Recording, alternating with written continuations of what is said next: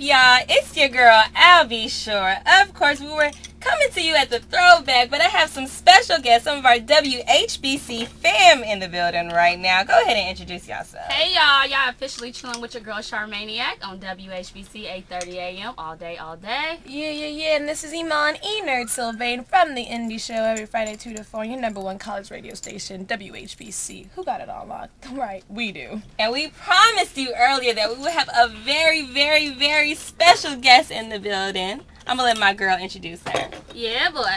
We have special guest, Atlantic artist Laura Izibore. Izibore.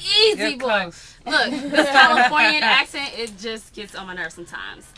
She's a singer, songwriter, and producer, keeping up with traditions of early R&B.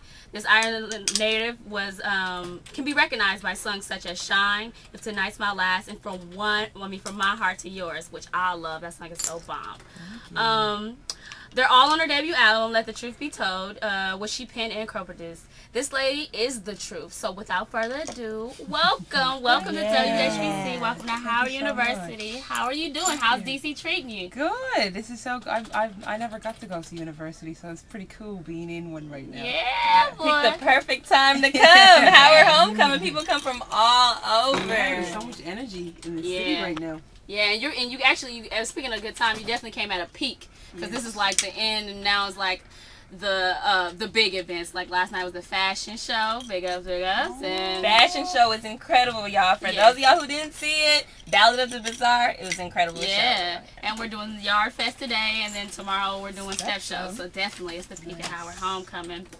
So why don't you tell the students a little bit about you, because I know they're dying to hear. Like, your voice is dope, and thank you. You just like, damn, in your face, like, so where does this girl come from? Ireland? Yes, there are black people in Ireland. I just need to make T-shirts that say that. But yeah, I grew up not really wanting to be a singer. I fell into it when I was 13. In class, the teacher asked everybody as a confidence-boosting exercise to get up and sing. So I was like, oh, I can't sing. I've never tried.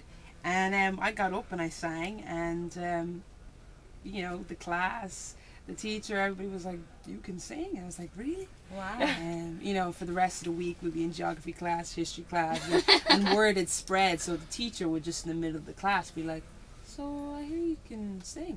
That's a whole tune. Just give a little bit of celebrity at such a young age. You know, so really then I just started teaching myself the piano, started songwriting, and kind of 14, 15, I found that confidence in myself, and I was like, I want to do this. I want to do it, and went chasing. Do you remember what song it was that you sang originally? There can be miracles when you believe. I was like a Whitney Houston impersonator. Oh, amazing voice. Amazing. That's when I would have been like, let me get your signature now, because I already know what's going down in the future. I would have been that little kid. That's how long ago, because Prince of Egypt was out. Yeah. Oh, that's the trip, right? I saw that in theaters with my mama. I know, right? Definitely. So how's it different from Ireland versus the U.S. in terms of music and in terms How long have you got? Worlds apart, but at the same time, music is universal. True. You know, I say to people, you know, like Erica comes and sells out shows in Dublin. Erica Badu, Jay-Z, Kanye. It's all still, you know, good music is good music. But definitely the urban scene is not really established yet. There's probably me, period.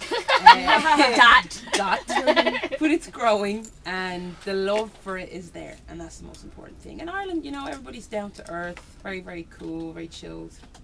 Nature. You know. And kind of jumping on that, like, as an international artist, how do you hope to be received by an American audience?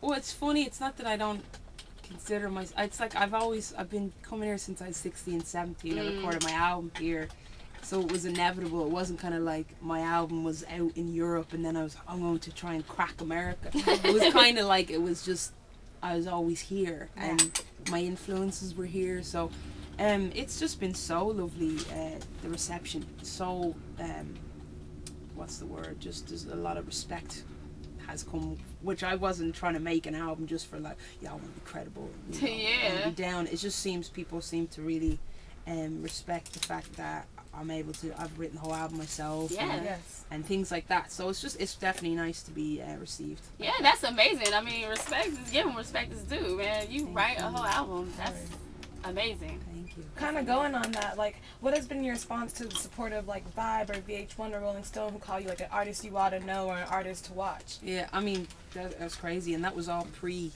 any songs on the radio, pre being able to do my own shows. So to get that kind of leap of faith, confidence, whatever you want to call it, it was just like, wow, you know. And that was just from listening to my record, which was incredible. Yeah, it was huge. That's awesome.